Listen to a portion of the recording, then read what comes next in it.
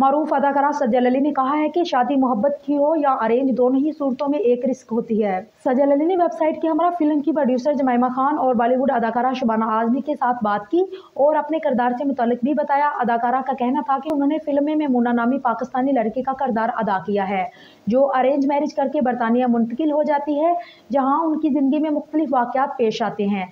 सजल अली ने बताया कि उन्होंने कभी भी नहीं सोचा था कि वो शबाना आजमा जैसी लेजेंड अदाकारा के साथ कभी एक साथ काम करेंगी। उन्होंने ये भी कहा कि हिदायतकार शेखर कपूर की हिदायतकारी और जमाइमा खान की प्रोड्यूसरशिप में उनका काम करना मौजज़ा है, क्योंकि उन्होंने कभी इन जैसी शख्सियात के साथ काम करने का नहीं सोचा था। एक सवाल के जवाब में उन्होंने बताया कि हॉलीवुड और बॉलीवुड फिल्मों के बरक्स पाकिस्तानी ड्रामों में खवातीन के किरदार ज़्यादा अहमियत के हामिल होते हैं। इसी तरह उन्होंने एक और सवाल के जवाब में बताया कि उन्हें ज़ाती तौर पर मोहब्बत की शादियाँ पसंद हैं। वो सिर्फ मोहब्बत को पसंद करती है और उन्हें मोहब्बत की शादियाँ ही अच्छी लगती हैं। साथ ही उन्होंने वाज़ेह किया कि लेकिन शादी पसंद की हो या अरेंज, दोनों ही सूरत में एक रिस्क होती है। पीपल्स पार्टी के चेयरमैन और वजीर खारजा बिलावल भुट्टो जरदारी ने कहा है कि इमरान खान ने मेरे वालिद आसिफ अली जरदारी पर झूठे इल्जामात लगाए। समाजी राब्ते की वेबसाइट ट्विटर पर साबिक वजीर आज़म इमरान खान के खिताब पर अपने रद्द अमल में बिलावल भुट्टो जरदारी ने कहा है कि चेयरमैन PTI के बयान से मेरे खानदान के लिए खतरात बढ़ गए हैं।